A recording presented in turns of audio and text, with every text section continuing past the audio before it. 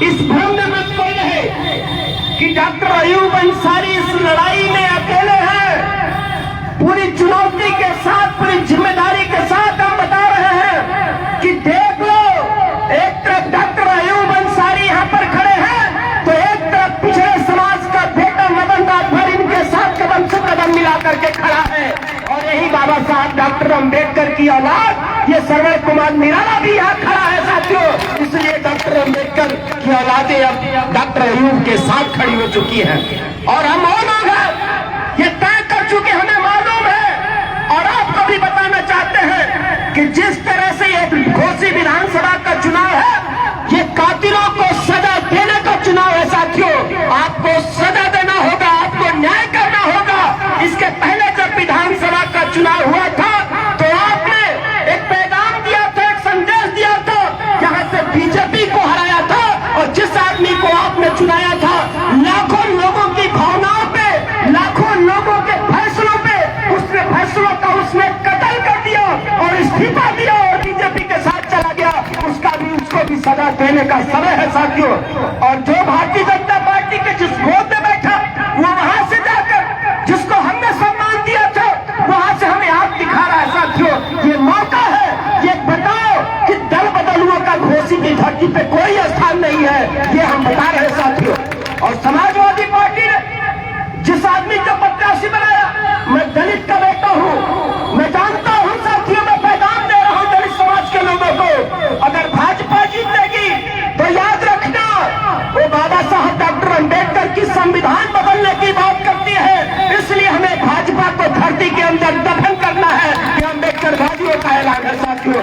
और दूसरी तरफ ये समाजवादी पार्टी के लोग हैं, हम इनको भी जानते हैं, इनके काले चेहरे को भी पहचानते हैं, इनके काले चरित्र को भी हम जानते हैं। माननीय अखिलेश यादव ये दलित का बेटा बोल रहा है, ये बाबा साहब डॉक्टर अम्बेडकर की औलाद बोल रहा है। हम भूले नहीं है जिस दिन आपने दलितों का आरक्षण का बिल आपकी पार्टी ने संसद के अंदर फैलाया था, हम यही घोसी से सजा तुमको देंगे, फिर दोबारा लौटने नहीं देंगे, ये हमने तय किया है साथियों। हम जानते हैं कि अखिलेश यादव ये वो बहुरूपीय लोग हैं, जब वोट लेना होता है तो कहते हैं कि मुसलमान भाई आप हमारे साथ हो, हम आपकी रक्षा करेंगे। इस बात पर तो हमारा कलेजा फट जाता है, शर्म से हमारी नजरें झुक जाती है। 7% यादव, सिर्फ 7%, 5 और 2, सिर्फ 7% यादव 25% मुसलमानों की सुरक्षा की गारंटी लेता है। 25% मुसलमान अगर जहां खड़े होंगे इतिहास बदल जाएगा साथियों। ये हराने जिताने का मसला नहीं है, तय करो ना। आपको नेता मिला है और मैं पूरे डंके की चोट पे कह रहा हूं कि देश के अंदर, पूरे भारत के अंदर मुस्लिम समाज के लिए इतना बेहतरीन नेता नहीं मिलेगा डॉक्टर अयूब जैसा कोई बेहतरीन नेता नहीं होता। हमारी बात होती है, घंटों घंटों डॉक्टर अयूब से हमारी बात हुई है, इनके जज्बात को समझता हूँ, इनकी सोच को समझता हूँ साथियों। आपके लिए इस आदमी के रग रग में प्यार भरा हुआ है, आपके लिए आदमी लड़ने के लिए अपना जीवन समर्पित कर चुका है। इसलिए साथियों ये चुनाव में आपको फैसला करना है, भाई सनाउल्लाह अंसारी को चुनाव जिताना है, डॉक्टर अयूब के हाथों को मजबूत करना है। पिछड़े समाज का बेटा भी आपके साथ खड़ा है, दलित समाज का बेटा भी आपके साथ खड़ा है साथियों। और पूरे घोसी विधानसभा में हर गांव हम लोग जा रहे हैं, दलित समाज के लोग भी पीस पार्टी के प्रत्याशी और कांच के गिलास के चुनाव चिन्ह पर वोट डालने दलित समाज के लोग भी अब निकल पड़े हैं। बहकावे में कोई बात करे, बांटने की जरूरत नहीं साथियों, दलित समाज को कोई रोक नहीं सकता है। सनाउल्लाह अंसारी ही विधायक बनेंगे और अयूब अंसारी का परचम ऊंचा होगा। जय भीम, जय भारत। अजीजान गिरामी, बाबा अम्बेडकर की लहू बाबा साहब का मिशन बोल रहा था। बाबा साहब का सपना पूरा ऐसा लग रहा था कि हो रहा है, बल्कि निराला जी का एक एक शब्द ये पैगाम दे रहा था कि बाबा साहब तेरा मिशन अधूरा, डॉक्टर अयूब करेगा पूरा, डॉक्टर अयूब करेगा पूरा। सम्मानित साथियों, आइए मैं उस अजीम शख्सियत को दावत दूं जो आप ही के बीच में बड़ा हुआ, हमारे बुजुर्ग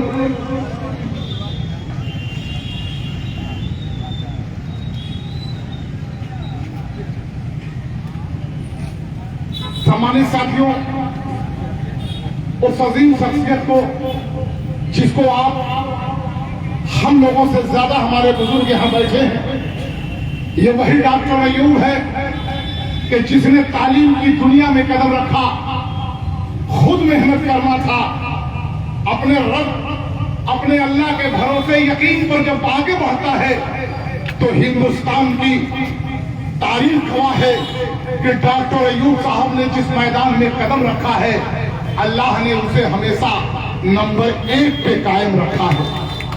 जिस मैदान में, नोट कर लें, जिस मैदान में कदम रखा है, तालीम की दुनिया में कदम रखा तो मदरसे की सूखी रोटी और फटी हुई चटाइयों से आगाज किया। ग्रेजुएशन करने के बाद MBBS MS करता है, भारत की आखिरी तालीम IAS से लाट करता है, DMO कलेक्टर की डिग्री हासिल करता है, सर्जरी की दुनिया में कदम रखा, नंबर 1 का सर्जन, एशिया का टॉप का सर्जन, इलाके का सम्मानित सर्जन, इलाके के गरीब मजलूमों की दवा देने वाला, शिफा देने वाला, अल्लाह के सहारे काम करने वाला सर्जन, नंबर 1 मैदान में कदम रखा। आपको मानकर मालूम होगा कि तिजारत की दुनिया में कदम रखा तो डॉक्टर अयूब नंबर 2 पे नहीं, बल्कि हिंदुस्तान की कई शहरों में हाईटेक के नाम पर फैक्ट्री डालकर नंबर 1 का ताजुर बना। सियासत की दुनिया में कदम रखा तो 10 फरवरी 2008 को लखनऊ की सरदराजों में खड़े होकर कहा कि माया मुलायम मोदी का सोनिया, कान खोलकर सुन लो, डॉक्टर अयूब की मजबूरी राजनीति नहीं है। जितनी ताकत एक विधायक, जितनी ताकत एक मंत्री की है, जितने ऐसो आराम से रहते हैं, अल्लाह ने मुझे इतनी ताकत दी है, इतनी ताकत दी है। तारीख गवाह है कि जब सियासत में कदम रखता है डॉक्टर अयूब तो लखनऊ की सरबराहों में चीख के कहता है कि याद रखना माया मुलायम मोदी सोनिया, हम भी एक घर बनाएंगे तेरे घर के सामने। एक घर बनेगा जिसमें दलितों का, मजलूमों का, पिछड़ों का और एक जो हमारे कौम को अल्पसंख्यक का अपाहिज लफ्ज दिया है, पता नहीं कौन बेशर्म अल्पसंख्यक, जो 2% है वो भी हमें अल्पसंख्यक कहता है, जो 2.5% है वो भी हमें अल्पसंख्यक कहता है, जो 3% है वो भी हमें अल्पसंख्यक, पौवा भर जो है वो बहुसंख्यक और झौवा भर जो है अल्प माने गायब। अल्प माने ये हमें एहसास दिला रहे थे कि तुम गायब हो, लेकिन डॉक्टर अयूब ने पहले ही दिन कहा कि भारत के सुप्रीम कोर्ट के कई जजों ने कहा है कि अगर इस समाज का सही जनगणना कर दिया जाए तो भारत का मुस्लिम समाज अब अकलियत में नहीं है, अब अक्सरियत के बराबर हो चुका है, अब यहाँ के लोगों के बराबर हो चुका है। सम्मानित साथियों, डॉक्टर अयूब ने कभी नंबर 2 के लिए नहीं। और याद रखना घोसी के लोगों, आप ही का लहू है, आप ही का खून है। आज मानो चाहे मरने के बाद मानो। हमारे यहाँ निराला जी, राजभर जी, हमारे यहाँ एक बड़ा चलन है कि हमारे समाज में इंसान जब तक जिंदा रहता है तब तक उसकी विरोध करते हैं, मुखालफत करते हैं, और जिस दिन वो मर जाता है, अल्लाह के पास चला जाता है, तब उसकी तारीफ शुरू करते हैं। बड़ा नेक था, बड़ा अच्छा था, जिंदगी भर अल्लामा इकबाल को कोसते रहे, जब दुनिया से चले गए तो बगैर बढ़े कोई आलिम नहीं बन पा रहा। यहां जिंदों को इज्जत नहीं देते, मरने के बाद तब इन्हें समझ में आता है। याद रखना घोसी के लोगों, ये तेरा खून है, अगर आपने इसे नहीं पहचाना तो हजारों साल तक इस जमीन पर कोई डॉक्टर अयूब पैदा होने वाला नहीं है जो कि आपकी आवाज हुकूमत के सामने खड़े होकर कह सके। ये वही डॉक्टर अयूब है। 10 फरवरी 2008 को पार्टी बनती है। अगर डॉक्टर अयूब का मकसद विधायक एमपी बनना होता तो मैं दावे के साथ कहता हूं लखनऊ में दुकानें खुली है, नीचे लिखा है मैं बिक रही हूं, कह दो सामाना खरीद ले। कोई भी यहां से 15 लाख 10 लाख 10 करोड़ देके चले, अखिलेश यादव की साइकिल खरीद के लेके चला है। बहन जी जब इलेक्शन लड़ती है तो मार्केट सज जाता है। जितनी बड़ी थैली है उतनी बड़ी हाथी मिल जाती है। कांग्रेस का पंजा जिसमें इंसानियत का लहू छिपा हुआ है, अगर डॉक्टर अयूब का मकसद सिर्फ एमपी विधायक मंत्री होता तो आसानी से खरीद लगता। लेकिन याद रखना 2% डॉक्टर अयूब को गाली देने वालों, मुखालफत करने वालों, डॉक्टर अयूब ने उस रब से वादा किया है जिस रब के कब्जे में डॉक्टर अयूब की जान है कि मैं विधायक एमपी मंत्री तो बनूंगा मगर किसी का गुलाम बन के नहीं, हिस्सेदार बन के बनूंगा। हिस्सेदारी चाहिए और जब तक मैं हिस्सेदार नहीं रहूंगा तब तक अपने समाज को हिस्सा कैसे दिला सकता। आज थोड़ी सी ताकत बढ़ी है साहब, लोगों ने अपना रास्ता बदल लिया। डॉक्टर अयूब को देख लें, कांग्रेस ने मैदान छोड़ दिया, बहन जी ने बुलडोजर के डर से मैदान छोड़ दिया, बड़ी पार्टियों को लोगों ने छोड़ के मैदान दो माफियाओं को बीच में छोड़ दिया कि ये माफिया अरबों खरबों में इलेक्शन लड़ेंगे, जनता का खून चूसेंगे, जीतने के बाद अपने चंद दलालों को मिठाई लड्डू कीमती सामान दे के खुश कर देंगे। समाज 5 साल तक 4 साल तक ठगा जाएगा। डॉक्टर अयूब साहब ने कहा कहे मेरे सिपाहियों, हमें चुनाव हर हाल में लड़ना है, चाहे उम्मीदवार कोई धनपशु मिले या गरीब का बेटा मिले। हम लोग सनाउल्लाह अंसारी को लेके मैदान में आ चुके हैं, मैदान में आ चुके हैं। सम्मानित साथियों, हमारे बीच में आली जनाब एक पार्टी ज्वाइन कर रहे हैं, मैं उनका ऐलान कर दूं, इस्तकबाल कर दूं। हमारे बीच में जनाब माज अकरम साहब जो सुल्तानपुर के रहने वाले हैं, आपको पीस पार्टी आज ज्वाइन कर रहे हैं, ईमानदारी से काम करेंगे और आपको पीस पार्टी का नियुक्ति पत्र दिया जा रहा है, आपको विधानसभा उपाध्यक्ष बनाया जा रहा है। जोरदार तालियों से स्वागत कर दें। हमारे बीच में भाई अरशद साहब जो कुछ रोज पहले पार्टी ज्वाइन की है, मैं चाहूंगा खड़े हो जाएं, उनका भी जोरदार तालियों से स्वागत कर दें। बड़ा गांव का अरशद साहब हमारे बीच में फैसल साहब हैं, हम चाहेंगे खड़े हो जाएं, आपने भी पार्टी ज्वाइन की है, जोरदार तालियों से स्वागत कर दें। फैसल साहब जोरदार तालियों से इस्तकबाल कर दें। सम्मानित साथियों, मैं अर्ज ये कर रहा था, ये कारवां बढ़ेगा, किसी के मनाने से कुछ होने वाला नहीं है। जब अल्लाह अपने बंदों से काम लेना चाहता है तो इस जमीन पर हर कारवां बढ़ता रहता है। ये वही डॉक्टर अयूब साहब हैं जो 2012 में 2008 में पीस पार्टी का गठन किया और सबसे पहला इनकलाबी रैली किया था तो इसी सरजमीन मऊ में किया था।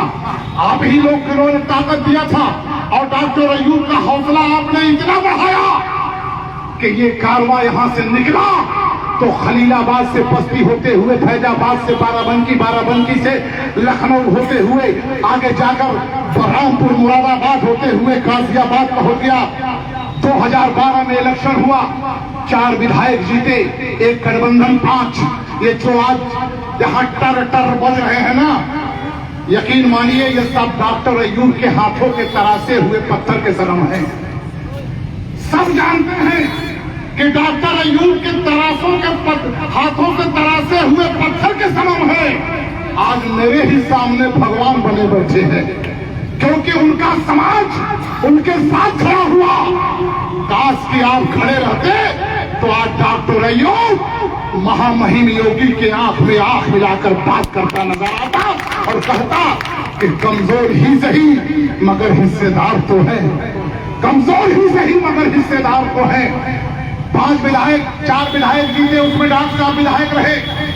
2012 से लेकर 17 तक बुनकर का समस्या डॉक्टर अयूब साहब ने विधानसभा में रखा। कुरैशी भाइयों का गोश्त का समस्या आयातीत का डॉक्टर अयूब ने हाउस के अंदर रखा।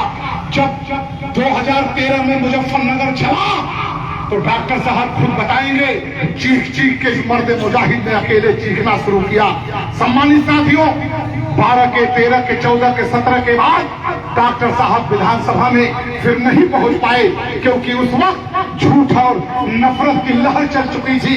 योगी जी, मोदी जी इतना झूठ का खजाना लेके निकल चुके थे। गुजरात से मोदी जी ने चीखते हुए कहा, मैं आ रहा हूं, मुझे गंगा मां ने बुलाया है, हमें देश का प्रधानमंत्री बना दो। 15 दिन के अंदर 15-15 लाख रुपया हर हिंदुस्तानियों के खाते में आ जाएगा। सीए एनआरसी एम्पायर लगाकर ये बड़ी बड़ी बिल्डिंगें, ये बड़े बड़े मकान सबको दे दिया जाएगा। ऐसी जहरीली हवा चली कि बहन मायावती 4 बार की मुख्यमंत्री थी, हर हर मोदी घर घर मोदी करते हुए 0 पे चली गई। आज बेईमान पूछते हैं कि डॉक्टर अयूब 12 में बहुत अच्छे थे डॉक्टर साहब। अरे डॉक्टर साहब ही योगी साहब के, मोदी साहब के झूठ के सामने नहीं गिरे। 4 बार की हाथी आज 0 अंडा देके बैठी है। अखिलेश जिसकी सल्तनत चल रही थी, झूठ के सामने मुसलमान को साइकिल चलाता रहा, लेकिन यादव भाई 15 लाख रुपया लेने के चक्कर में छोड़ के हर हर मोदी घर घर मोदी। और ये हमारा बेशरम समाज 1% साइकिल पे पैडल मारता मारता मारता इतना मार दिया कि आज बेचारे कोमा में चले गए। आजम भाई पूछते हैं, मैं ही आजम खान हूं? हमने कहा आजम खान साहब जो बोए थे वही काट रहे हैं। जिस ईश्वर ने तुम्हें दुनिया में खलीफा बना के पैदा किया, आपने अपने समाज को सलाटर हाउस पहुंचा दिया, तो सलाटर हाउस पहुंचाओगे तो उनकी आत्माएं भूत बन के तुम्हारे इर्द गिर्द टहलेंगी। आज सामने है। सम्मानित साथियों, डॉक्टर अयूब साहब के पास 4 सीटें थी, बहुत सारी सीटों पे सिकंद थे। उस तूफान में हम लोग नहीं बच पाए, लेकिन इतना जरूर है कि 2017 से 22 तक तारीख गवाह है कि जब योगी और मोदी साहब के फैसले इंसानियत की, गरीबों की, मजलूमों की, दलितों के खिलाफ होने लगा, संविधान बेचने का होने लगा, रेल बिकने लगा, ट्रेन बिकने लगा, एयरबस बिकने लगा, इंसान बिकने लगे, तब डॉक्टर अयूब ने कहा बर्दाश्त नहीं है। जब सीए एनपीआर का मामला आ गया, तब डॉक्टर अयूब सर पे कफन बांध के योगी और मोदी का सामना जंतर मंतर से लेकर, सड़क से लेकर जिले तक लड़ना शुरू कर दिया। ये वही डॉक्टर अयूब है। घोसी के गयूर लोगों, याद रखना, सरकार उसी को जेल में डालती है जिससे सरकार को खतरा है। ये वही डॉक्टर अयूब साहब है जिनको 2-2 बार इस बुनियाद पर जेल के सलाखों में हुकूमत ने डाल दिया कि डॉक्टर अयूब हुकूमत से टकराने लगा। जब योगी साहब ने स्टेटमेंट दिया लॉकडाउन के अंदर कि इस बार बकरा ईद उल जुहा नहीं होगा, कुर्बानी नहीं होगी, तो डॉक्टर अयूब साहब ने कहा कि 1 लाख की भीड़ अगर कुंभ के मेले में मास्क लगाकर मेले का आनंद ले सकते हैं इलाहाबाद में, ये कौन सी सरकार है साहब? जब देश पे कोई मुसीबत आती है तो इंसान को पहले मस्जिद और मंदिर, गिरजाघर, गुरुद्वारा, अपने भगवान, अपने रब, अपने ईश्वर को मनाने का वक्त आता है। लेकिन ये ऐसे डाकुओं की सरकार है, सबसे पहले मस्जिद, मंदिर, गिरजाघर, गुरुद्वारा बंद कर दिया। कहा नहीं होगा। डॉक्टर अयूब साहब ने कहा याद रखना योगी जी, देश तो चलेगा संविधान से। बाबा साहब ने हमें अधिकार दिया है कि इस देश में हर धर्म को फलने फूलने की इजाजत है। हम मर तो सकते हैं, मगर हजरत इब्राहिम, हजरत इस्माइल का सुन्नत अदा जरूर करेंगे। कुर्बानी होगा, ईदगाह में जाएंगे और संविधान के तहत, लॉकडाउन के नियम के तहत जाएंगे। इतना सुनना था कि 8 बजे रात को इसी बड़हलगढ़ से बेकसूर आपके खून आपके बेटे इसी डॉक्टर अयूब को गिरफ्तार कर लिया गया। सुबह पकड़ाई, सुबह कुर्बानी थी, ऑपरेशन कर रहे थे। सीओ साहब ने कहा कि डॉक्टर साहब आज ऑपरेशन है, ले आए और लाकर जेल के सलाखों में डाल दिया। सम्मानित साथियों, ये वही डॉक्टर अयूब है कि जब आप अपने घरों में अपने औलादों से गले मिल रहे थे, ईद की सेवैयां खा रहे थे, गोश्त का चटकारा ले रहे थे, तो डॉक्टर अयूब के बच्चे अपने बाप के बगैर अपना घर सूना देख रहे थे। ये वही डॉक्टर अयूब है जिसने CARC MPR के खिलाफ पहला मुकदमा किया। ये वही डॉक्टर अयूब है जिसने जेल की जमीन को अपना बिस्तर बनाया और अपने हाथ को तकिया बनाया। किसके लिए बनाया? अपने बच्चों के लिए नहीं, ये मजलूम समाज के लिए बनाया, दलितों के लिए बनाया, पिछड़ों के लिए बनाया। और कहा कि याद रखना मेरे रब, अगर मेरी जिंदगी कौम की अमानत बन जाए और मेरे मसले का हल मेरे समाज को हिस्सेदारी मिल जाए तो जेल में मेरी मौत बेहतर है मगर गुलामी बेहतर नहीं। आइए उसी डॉक्टर अयूब को आवाज दो जोरदार नारे के साथ। मैं आपसे अपील करूंगा कि जोरदार नारे के साथ अपने कायद का हिमायत करिए। डॉक्टर अयूब जिंदाबाद, मदन राजभर जिंदाबाद। पीछे वाले हाथ नहीं उठा रहे हैं। डॉक्टर अयूब जिंदाबाद। जो लोग सुधाकर भैया से डर रहे हैं वो रात में चद्दर ओढ़ के घर में उठा लेना। अरे यहाँ अल्लाह देख रहा है, याद रखना। न सुधाकर देख रहे हैं, न चौधरी साहब, न चौहान साहब देख रहे हैं, रब देख रहा है। डॉक्टर अयूब निराला साहब, डॉक्टर अयूब निराला साहब, डॉक्टर अयूब राजभर साहब।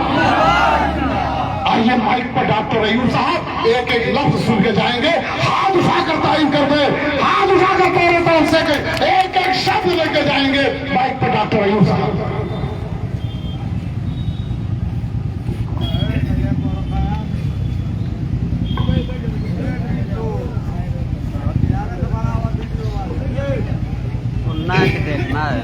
अस्सलाम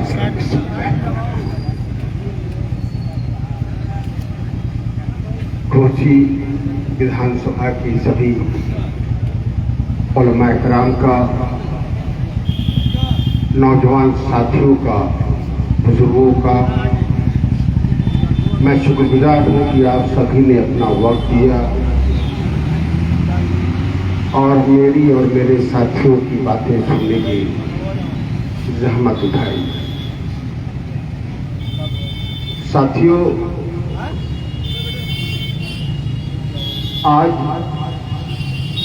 एक बात बिल्कुल साफ है। मैं समझता हूं कि किसी पार्टी को, किसी प्रत्याशी को या किसी समाज को इस बात से एतराज नहीं हो सकता कि आज जो चुनाव है इससे कोई सरकार न तो बननी है और न ही बिगड़नी है। किसी के जीतने या हारने से सरकार पर कोई फर्क नहीं पड़ता। आज 3 पार्टियां चुनाव में हिस्सा ले रही हैं। 20 पार्टी हिस्सा ले रही है, सपा ले रही है और भाजपा ले रही है। सपा भाजपा के बहुत सारे विधायक हैं, उसमें एक विधायक बढ़ जाता है तो कोई फर्क नहीं पड़ता, कोई फर्क नहीं पड़ता, न तो सरकार बनने पे और न ही घोसी और आसपास के विधानसभा की आवाम का, बुनकरों के मसाइल का कोई हल होता है। कोई हल नहीं होता। जब सुधाकर जी उनकी सरकार थी तब उन्होंने कभी मुसलमानों की बात नहीं की। मैं भी विधायक था जब मुजफ्फरनगर दंगे के जुल्म के बारे में उनको इंसाफ देने के लिए और उनकी हिफाजत के लिए, उनके जरूरतों को पूरी करने के लिए जब मैं विधानसभा में बात करने लगा तो यही सुधाकर सिंह जी हैं जो खड़े होकर के दंगाइयों का समर्थन करते रहे और मुसलमानों का विरोध करते रहे। अगर यकीन न हो तो पूछ लीजिए, और YouTube पर आज भी मौजूद है। YouTube पर डालो आपको पूरा भाषण दिखेगा। ये सबसे ज्यादा दंगाइयों का समर्थन कर रहे थे। और जो मजलूम मुसलमान थे, 50,000 जो बेघर थे, 100 के लोग मारे गए थे, कितने औरतें लापता हो गई थी, कितनों की किस्मत लूटी गई थी। सुधाकर सिंह इन दंगाइयों की समर्थन कर रहे थे। बता दिए डॉक्टर अयूब कह रहे थे विधानसभा के अंदर, और एक भी मुस्लिम विधायक ऐसा नहीं था जो मुसलमान की शक्ल में उस जुल्म के खिलाफ हमारी समर्थन कर रहा था मुसलमान होने के नाते, बल्कि बहुत सारे मुसलमान मेरा विरोध कर रहे थे।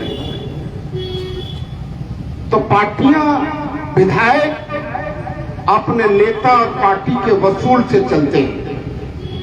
उनकी कोई हैसियत नहीं होती, उनके कुछ सोच का कोई मतलब नहीं है। तो आप ये बताओ, अगर उन्हें आप समाजवादी पार्टी के नाम पर अगर आप वोट दिए थे तो आप अपने ही खिलाफ बात कर रहे थे। अगर ये जुल्म है जालिमों की हिमायत करना, तो क्या आपने वोट दिया था तो उस जुल्म में शामिल थे कि नहीं थे? ये फैसला आपको करना। और जुल्म यही खत्म नहीं होता। यहां तो हम जिस हालत में पहुंच गए सभी लोग जानते हैं, मगर अगर जालिमों की हिमायत करते हैं तो इसका हिसाब तो मरने के बाद भी देना होगा। अगर आप कहते हो कि नहीं देना होगा तो आप समझो, मैं भी मदरसे का तालिब इल्म हूं, मुझे अपने दीन से उनसियत है, उलमा इकराम से, मदारिस से हमें उनसियत है। हमने मदारिस की बात की, हमने उलमा की बात की, हमने समाज के कमजोर तबकों की बात की, हमने बुनकरों की बात की, क्योंकि मैं आपके समाज का था। पर बहुत सारे मुसलमान थे, एक भी जवाब नहीं दे रहे थे। क्या सुधाकर जी सिंह को वोट देंगे तो क्या आपको इंसाफ दिलाएंगे, आपकी बात करेंगे? वो तो अखिलेश जी के समाज की बात करेंगे, उनको आगे बढ़ाने की बात करेंगे। आप पर हो रहे जुल्म, एक कहावत है, शेर है कि दानिश्वरों को रास्ता पागल बताएगा, ये कौन सा दरख्त है ये फल बताएगा। कौन सा दरख्त है, जब फल आ जाता है तो पता चलता है कि मीठा है कि खट्टा है कि कैसा है कि वैसा है, फल से पता चल जाता है। तो आपने जो वादा करते हैं कांग्रेस के लोग, वो सत्ता में आए और फल आपने देख लिया, क्या आपको इंसाफ दिया? बसपा भी सत्ता में आई और उन्होंने क्या फल दिया आपको, ये भी आपको पता चल गया। समाजवादी भी सत्ता में आई, एक बार नहीं 4-4 बार आई। अब घोसी के लोगों, मुझे लगता है कि शायद 2005 का मऊ का दंगा आपको फसाद याद होगा। बहुत सारे बुजुर्ग हमारे हैं, सारे बुनकरों की सारी चीजें जला दी गई थी। क्या मुख्यमंत्री मुलायम सिंह जी थे? क्या मुलायम सिंह जी जा गए वहां पर एक बार भी? क्यों भी गए थे? अरे बोलो तो कसके, देखने नहीं गए कि आज किस हालत में। मुजफ्फरनगर में मुजफ्फरनगर में 2013 में समाजवादी की सरकार में 50,000 से ज्यादा लोग बेघर रहे। छोटे छोटे बच्चे ठंड और भूख से मर रहे थे, महीनों तक पड़े रहे। क्या अखिलेश यादव जी मुजफ्फरनगर कभी गए? मर गए वो। उसी वक्त उन्होंने, जब आपके बच्चे भूख ठंड से मर रहे थे, तो अखिलेश यादव जी सैफई महोत्सव मना रहे थे। मुन्नी बदनाम हुई, बलमा तेरे लिए ही उसका लुत्फ ले रहे थे। जितनी इंडस्ट्री की फिल्म इंडस्ट्री की हीरोइनें थी, हीरो थे, सबको बुला लिया गया। आपके बच्चे बन रहे हैं और मुन्नी बदनाम हुई देख रहे हैं। 332 करोड़ रुपए सरकार का आपका टैक्स दिया हुआ 332 करोड़ रुपया उन्होंने सैफई महोत्सव पे खर्च किया, और 3 लाख रुपए भी मुजफ्फरनगर में जो अपने घरों से बेघर थे, बेहाल थे, उन पर 3 लाख रुपए भी नहीं लगाए। तो ये जुल्म नहीं है तो क्या है? ये सरकार की जिम्मेदारी है, और सरकार ने अपनी जिम्मेदारी। अगर आप उन्हें समर्थन कर रहे हो, आप उनकी हिमायत कर रहे हो, अगर ये जुल्म है, तो क्या आप उस जुल्म में शामिल नहीं हो? क्या उन्होंने जो आपने दरख्त लगाया था, उस दरख्त के फल क्या निकल रहा है आपको पता नहीं? मैं ईमानदारी से पूछता हूं आपको, 2012 में उनकी सरकार बनी थी, क्या अखिलेश जी की समाज ने जितना समाजवादी पार्टी को वोट दिया था, हमारे समाज, मुस्लिम समाज ने उसका दूना वोट समाजवादी पार्टी को दिया था कि नहीं दिया था? अरे बोलो भाई, दिया था कि नहीं दिया था? वोट आपने दूना दिया था कि नहीं दिया था उसे?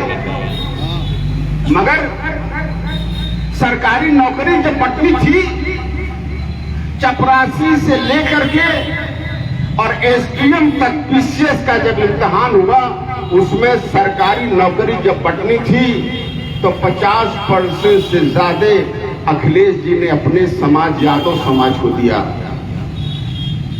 और 25% मुसलमान, उसको 2.5% भी नहीं दिया।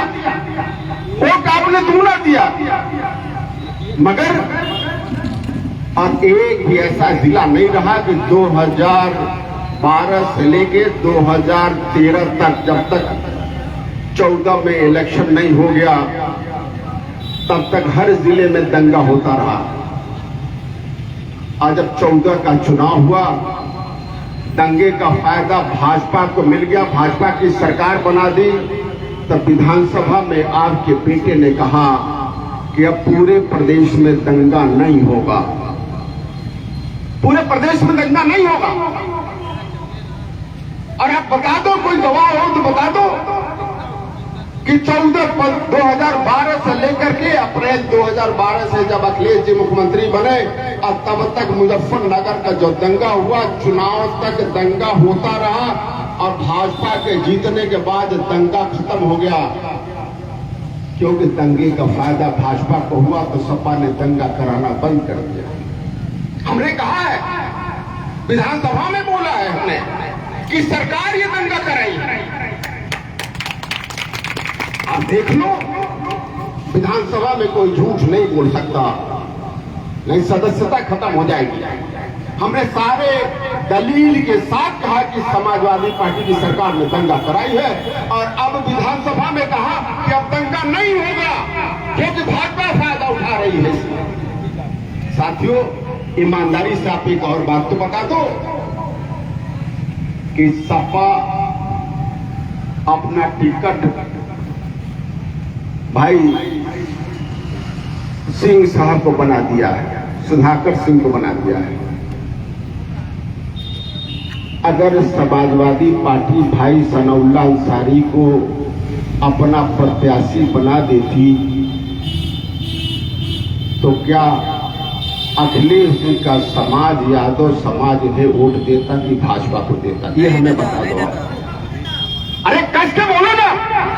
डर क्यों रहे हो? इनको देता।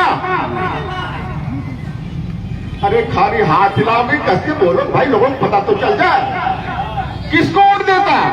भाजपा को। अभी तो जान नहीं आ रही, इसका भी हिसाब देना पड़ेगा। आप समझ रहे हो कि यही हिसाब देना पड़ेगा, इसका भी हिसाब देना पड़ेगा। ईमानदारी से बोलो ना, अगर सनाउल्लाह समाजवादी पार्टी का प्रत्याशी होता तो यादव समाज सपा को जिताता, सनाउल्लाह अंसारी को जिताता कि भाजपा को जिताता, ये फैसला कर लो। भाजपा को। इससे लगता नहीं कि समाज और अखिलेश यादव आपसे कितना नफरत करते हैं। ये फल नहीं बता रहा है, समाजवादी का दरख्त ये फल नहीं बता रहा है कि क्या है वो। आपका दोस्त है कि दुश्मन है, आपको हिस्सेदारी देना चाहता है कि आपको गुलाम बनाए रखना चाहता है। सरकार में जो नौकरी देनी है, हर थाने में जाओ, तहसील में जाओ, जिले पे जाओ, हर जगह यादव तो मिल जाएगा और मुसलमान माइक्रोस्कोप से दिखेगा नहीं। 7% आबादी हर जगह दिखेगा, 25% आबादी कहीं दिखेगा नहीं। क्या ये इंसाफ है? मगर आप सोचो तो 2012 में आपने वोट अगर 20 पार्टी को इतना दे दिया होता, 25% की सरकार में हिस्सेदारी होती, तो आपका बेटा मजबूर होकर के दुबई नहीं जाता, मुंबई नहीं जाता, है नहीं, ठेला नहीं चलाता, डेंटल पंचर सेंटर का दुकान नहीं खोलता, वो भी एसडीएम होता, डीएम होता, कलेक्टर होता, दरोगा होता, सिपाही होता कि नहीं होता। हिस्सेदारी मिलती 25%। मगर हम उनके तरह से बेईमानी नहीं कर सकते, क्योंकि मैं मुसलमान हूँ, दीन इस्लाम का मानने वाला हूँ, हर इंसान को बराबर उसका हक देने वाला हूँ। और अखिलेश यादव जी ने सिर्फ मुसलमानों के साथ ही नाइंसाफी नहीं की, किसी भी पिछड़े को भी 57-54% पिछड़े हमारे भाई हैं, उनको भी 5% हिस्सेदारी नहीं दी, उनको भी नहीं दी। दलित भाइयों को भी नहीं हिस्सेदारी दी, सारी हिस्सेदारी अपने समाज को आधे से ज्यादा दे दी। साथियों, यही मैं कह रहा हूं कि कौन सा दरख्त है ये फल बताएगा।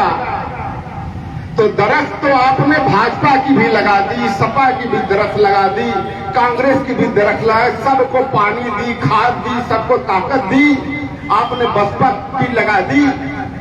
अब और क्या देखना चाहते हैं?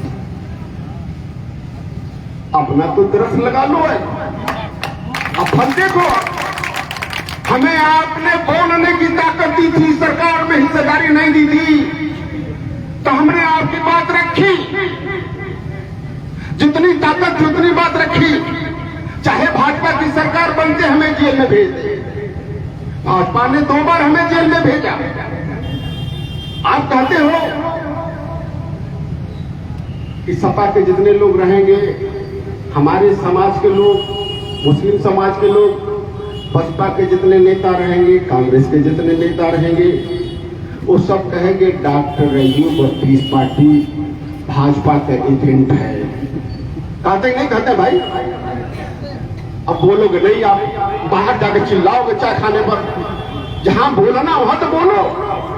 कहते नहीं कहते? तो बड़ी अच्छी एजेंट हम हैं भाई। योगी जी से दोस्ती बहुत बढ़िया है कि जिस महीने सरकार बनाए उसी महीने में जेल भेजा, है नहीं? तो है दोस्ती नहीं दोस्ती? उसी महीने जेल भेजा। और अखिलेश जी ने मुख्यमंत्री रहते हुए हमारे पर मुकदमा कराया, और अखिलेश जी आए तुरंत जेल भेज दिए, फिर दोबारा ईद के मौके पर जेल भेज दी। तो दोस्ती बढ़िया नहीं है? आदित्यनाथ जी से दोस्ती बढ़िया है नहीं? बढ़िया है नहीं? और मुसलमानों से दोस्ती बहुत बढ़िया है अखिलेश जी का। भाई हमें आप एक बात और समझा दो। ठीक है, डॉक्टर अयूब ने अलग पार्टी बना दी, उनकी पार्टी खतरे में हो रही है। आजम खान साहब पूरी जिंदगी समाजवादी की सरकार बनाते रहे कि नहीं बनाते रहे? अरे बोलो भाई, उनसे बड़ा नेता समाजवादी में कोई है भाई? अब वो लोग नहीं, अब अकेले मैं ही बोलूं कैसे काम चलेगा, है नहीं? उनसे बड़ा समाजवादी में नेता कोई है भाई? पूरा खानदान जेल में बंद। क्या अखिलेश जी एक बार भी जेल में मिलने तक गए? नहीं गए। फिर बोल नहीं रहे थे भाई, अब जाकर बोले। अगर छोटका से छोटका नेता जेल में बंद होता है तो अखिलेश जी मिलने जाते हैं कि नहीं जाते हैं? तई बेचारे छोटके नेता हमारे जो भाई हैं, जो मेरे रब ने कहा कि हर मोमिन आपस में भाई है, मैं उन भाइयों से कहना चाहता हूं, सपा बसपा कांग्रेस के लोग, काहे आप वो काम कर रहे हो जिससे जहन्नम में जाने का रास्ता ढूंढ रहे हो? जालिमों का साथ क्यों दे रहे हो और ऐसी तोहमत क्यों लगा रहे हो जिसका हिसाब ऊपर भी देना है? और तो और अपने तो गुलाम हो ही, अपने आने वाली नस्लों को भी गुलाम बना रहे हो। आखिर क्यों कर रहे हो? एक सवाल मैं आपको छोड़ जाता हूं, अगर आपने पूछ लिया तो मामला शांत हो जाएगा, ठीक हो जाएगा।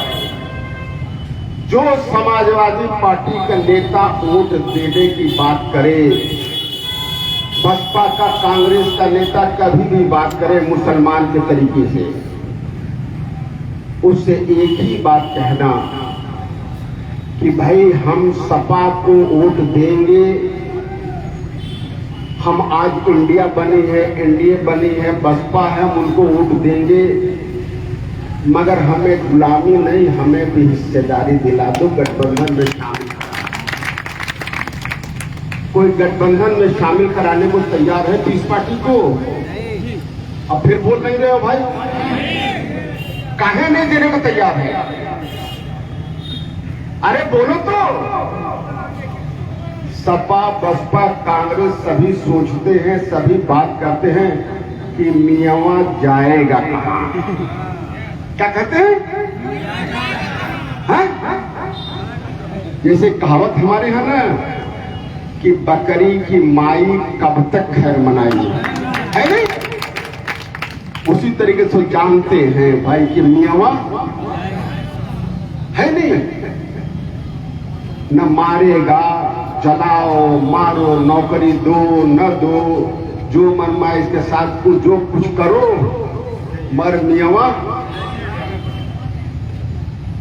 चाहे बकरी को मारो पीटो, खाना दो न दो, जैसे चाहे वैसे रखो, भाग के जाएगी कहां? आएगी तो झूड़ी के नीचे आएगी, तो मियां झूड़ी के नीचे आएगा। जब मियां खुद झूड़ी के नीचे आने के लिए जिहाद कर रहा है तो भाई आपको हिस्सेदार क्यों बनाएगा? भाई बनाएगा कोई? आप अपने भी गुलाम बन रहे हो और अपने आने वाली नस्लों को भी गुलामी का रास्ता छोड़ के जा रहे हो। क्या इसका हिसाब ऊपर नहीं होगा? होगा कि नहीं होगा? तो लो, दुनिया तो बर्बाद करेंगे। अब 30 पार्टी कोई गठबंधन में नहीं ले रहा, 30 पार्टी अछूत हो गई है। पहले हमारे भाई सरमन निराला के समाज को लोग अछूत कहते थे, अब हमें राजभर जी को ले लेंगे, निषाद जी को ले लेंगे, चौहान जी को ले लेंगे, है नहीं? कुर्मी जी को ले लेंगे। इतनी छोटी छोटी पार्टियां, आरएलडी को ले लेंगे, जिनकी तादाद 1%, आधा % 2%, 4% है, उनको इसलिए ले रहे हैं कि उनका समाज उनके साथ ही जुड़ गया है। और 30 पार्टी क्यों अछूत है? क्योंकि 30 पार्टी का समाज उसके साथ है नहीं। क्या अखिलेश जी हमसे किस मामले में बेहतर है? क्या मुझसे ज्यादा पढ़े लिखे हैं? किस मामले में बेहतर है? आदित्यनाथ जी किस मामले में बेहतर है? क्या उनका समाज हमसे ज्यादा है? किसी चीज में बेहतर नहीं है। एक ही चीज उनके पास है कि उनका समाज उसके साथ है। और हमारा समाज अभी जिहाद कर रहा है गुलाम बनने के लिए, जिहाद कर रहा है, जिहाद कर रहा है, अपना माल जान दे करके जिहाद कर रहा है और तोहमत लगा रहा है पीस पार्टी का, गुनाह अजीम कर रहा है। हमारा समाज, अपना समाज, इतना बावला समाज अगर कोई मिल जाए तो उसको हुकूमत में हिस्सेदारी क्यों बोल देगा भाई? जब अपने आप गुलाम अपने अपने नस्लों को बनाने के लिए दे रहा है तो आपको हिस्सेदार क्यों बनाएगा? और आज तो यह आलम है कि अगर मुसलमान दिखने वाला, दाढ़ी टोपी वाला अगर उनके मंच पर चढ़ा जाए तो धक्का दे करके नीचे भगा देते हैं, गिरा देते हैं, है नहीं? कि मियाँ आ जाएगा तो हमारा वोट कट जाएगा। क्यों? सही कर रहे, गलत कर रहे भाई? अभी तो बड़ा मजा आप लोग ले रहे थे कि डॉक्टर अयूब छूट हो गया है, पीस पार्टी हो गई, अब तो तू भी हो गए भाई, है नहीं? अब तो मौलवी साहब लोग बड़े खुश थे मदरसे वाले कि हमसे क्या मतलब, हम तो दीन का तालीम देते हैं। मगर जब से मौलवी साहब ने योगा करा लिया है तब से उन्हें पता चल गया कि भैया हुकूमत हमारे पर बिना है नहीं। तब से उन्हें भी एहसास हो गया, अरे मौलवी साहब उतने से नहीं फर्क पड़ रहा है, अभी निसाब लागू होगा, पर वही पढ़ाना पड़ेगा, अभी सूर्य नमस्कार कराना पड़ेगा, अभी कहाँ चक्कर में हो? मुगलों का इतिहास हिस्ट्री से खत्म हो गया। अल्लामा इकबाल के इतिहास, उनकी शायरी कोर्ट से हटा दिया जाए, फैसला सरकार करती है। 40,000 उलमा इस मुल्क को शहीद किए, किसी का नाम आज कहीं पर है? कोई लेता है? पर जितने अंग्रेजों के दलाल थे वही राष्ट्रभक्त बने बैठे, वो राष्ट्रभक्त बने बैठे। आज इन्होंने अपनी पूरी जिंदगी दे दी, उनका नाम नहीं है क्योंकि आप सरकार में नहीं हो। ये फर्क पड़ता है साथियों। तो मैं वहीं आ रहा हूं फिर कि ये फैसला ये करेगा, अगर आपने वोट किस पार्टी को दिया तो फैसला जाएगा, पूरे देश में जाएगा, सिर्फ उत्तर प्रदेश में नहीं कि मुसलमान मियाँ जाएगा कहाँ, नहीं है। मुसलमान अब सियासी तौर पर होशियार हो गया, वो समझ गया कि उसे भी हिस्सेदारी चाहिए। आप ईमानदारी से एक बात और बता दो कि अगर आपने 90% वोट दे दिया और हमारे राजभर भाई मजबूती से जुड़े हुए हैं, निराला भाई दलित समाज का वोट दिला रहे हैं, अगर आपने वोट दे दिया तो आपका ये बुनकर का बेटा जीत जाएगा कि नहीं जीत जाएगा? सच बोलो भाई। अगर वो जीत जाएगा तो कल से आप किसी मंच पर जाओगे तो धक्का देके कोई बाहर करेगा? तो एनडीए और इंडिया और बसपा सब पीस पार्टी से गठबंधन करेगी कि नहीं करेगी? मजबूर हो कि नहीं करेगी? और आपके पैरों को छुएगी, हर मदरसे में जाकर के आपको सलाम करके कहेगी डॉक्टर अयूब से मिलवा दो, गठबंधन करना है। आज जो कहते हैं कि आतंकवादी का अड्डा है, क्योंकि डॉक्टर अयूब एक मदरसे का तालिब रहा है। उलमा की अहमियत और यही वजह है कि पीस पार्टी को दीन के हिसाब से चलाता है, अलग से नहीं करता है, क्योंकि हमारे नबी का तरीका है कि दुश्मनों से समझौता करो। तो हम तो एनडीए आज बन गई है भाजपा की अगुवाई में, इंडिया बन गई है कांग्रेस की अगुवाई में, बसपा अकेले पड़ी है। मैं सपा, बसपा, कांग्रेस, भाजपा को बिल्कुल बराबर समझता हूं, कोई में एक पैसे का फर्क नहीं है। आप समझते रहो, क्योंकि सबका फल हमने देख लिया कि कौन सी ये दरख्त है। मैं तो पूछ रहा हूं, आप ही से ने कहा कि अगर सनाउल्लाह अंसारी अगर सपा से खड़े हो जाए तो यादव समाज भाजपा को वोट देगा। ये आपको समझ नहीं आ रहा? इतना नफरत करता है।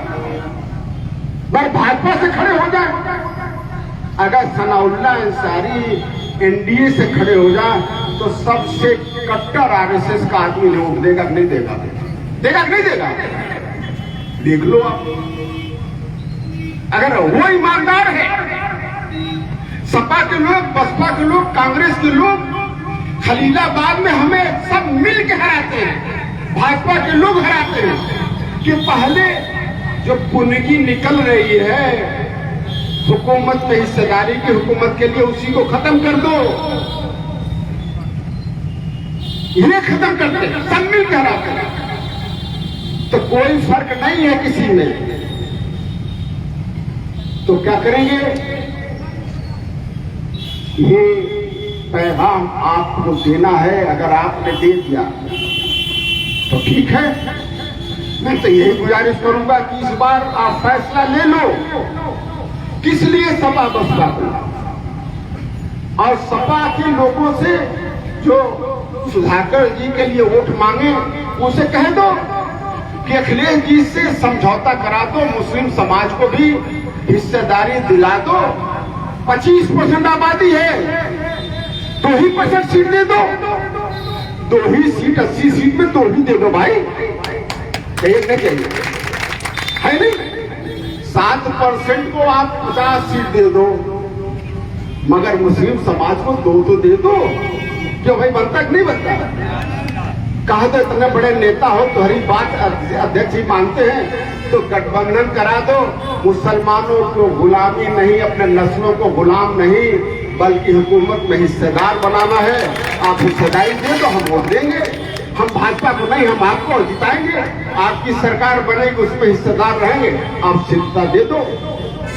अगर एनडीए हिस्सेदारी देने को तैयार है, भाजपा की अगुवाई वाली एनडीए अगर हिस्सेदारी देने को तैयार है, तो उसका हिस्सेदार बनने में क्या नुकसान है?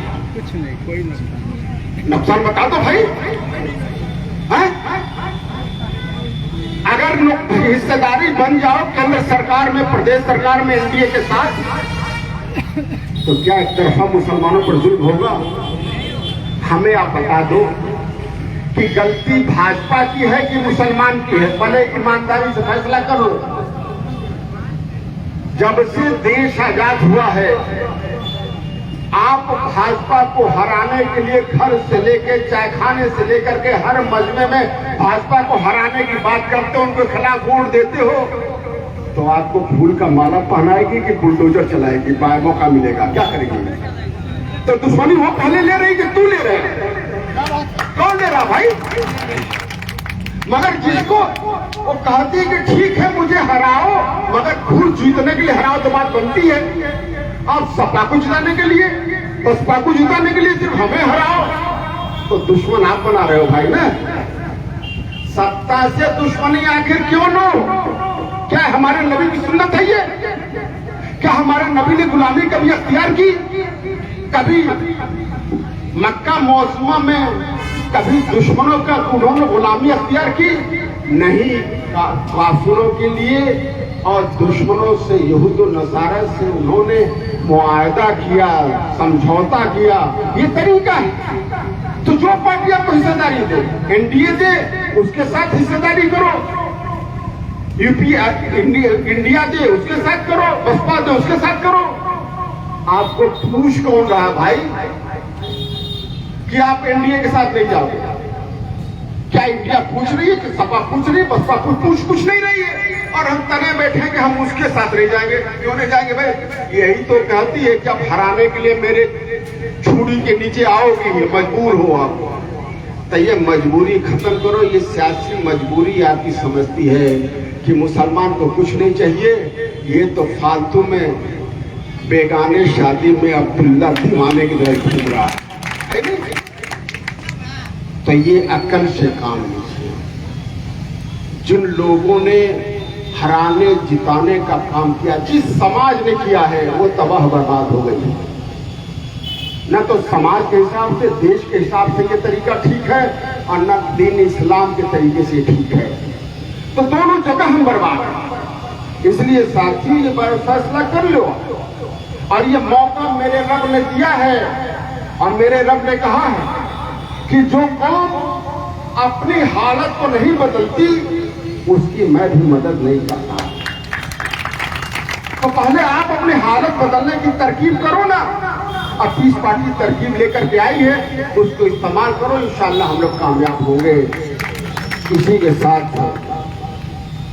मैं जितने हमारे साथी, जितने लोग यहाँ आए हैं, सबका एक बार शुक्रिया अदा करते हुए, और आप सभी से एक बार फिर गुजारिश करते हैं कि आपने इतने सालों तक हराने जिताने का काम किया है, उसका नतीजा आपके सामने है। अगर आप एकजुट हो जाएंगे, एकजुट वोट देंगे, तो तस्वीर बदल जाएगी, हालात बदल जाएंगे। इसलिए मेरी गुजारिश है कि सनाउल्लाह अंसारी साहब को आपके समाज का है कि कांच के गिलास के निशान के सामने का बटन दबा करके इन्हें वोट दीजिए और काम कामयाब करिए। अल्लाह के सलाम। पीस पार्टी जिंदाबाद, पीस पार्टी जिंदाबाद, सनाउल्लाह अंसारी जिंदाबाद। अस्सलाम वालेकुम रहमतुल्लाह। घोसी की नौजवान साथियों और बुजुर्गों, मैं आपसे सिर्फ एक अपील करूंगा, इसलिए कि अज़ान का टाइम हो गया है। मैं चाहता हूं कि इस पार्टी को आप वोट करें, ताकि आपका मुस्तकबिल, आपके आने वाले बच्चों के मुस्तकबिल के बारे में सोचना है, उसको वोट करेंगे तभी बचने का हाल है। और मैं अपने राष्ट्रीय अध्यक्षों का बहुत बहुत शुक्रगुजार हूँ कि उन्होंने हमारा आकर के यहाँ पे मनोबल बढ़ाया। हम बहुत बहुत शुक्रिया। पीस पार्टी जिंदाबाद, कांच का गिलास जिंदाबाद, पीस पार्टी जिंदाबाद, डॉक्टर यूब जिंदाबाद। अजान का वक्त हो गया।